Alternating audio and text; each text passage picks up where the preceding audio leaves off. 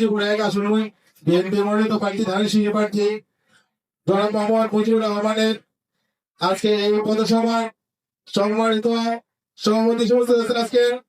কোনাবাড়ি থানা বিএনপির সম্মানিত সভাপতি আমার শ্রদ্ধাবান সুন্দর নেতা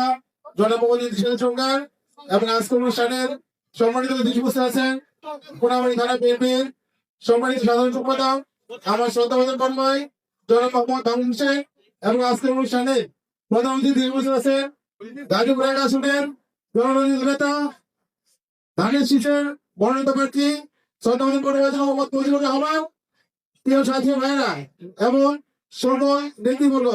যুবদল, ছাত্রদল, কৃষক দল, কংগ্রেস কোন অনুমতি লাগে কিনা, তার ভাতার বাসায় গিয়ে খুঁজতে হয় কিনা, তার বাড়িতে গিয়ে খুঁজতে হয় কিনা, ফোন দিলে ধরে কিনা, অফিসে গেলে পাওয়া যায় কিনা, গেলে কাজ করে দেয় কিনা, সাক্ষ্য হয় 20 বছর সে দিয়েছে, তাহলে আপনারা ধরে নিতে পারেন আপনার যদি আমি হই, আমি আপনার একই রকম সেই ভালোবাসা দিব। তারেক রহমানের দেওয়া ধানের শীষ আপনাদের হেফাজতে দিয়ে আপনাদের কাছে অর্পণ করে আপনারা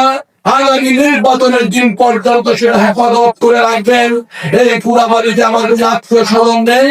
আমার একজন ভাই বন্ধু হিসেবে আপনার পাশে থেকে আমার নিরাপত্তা সহ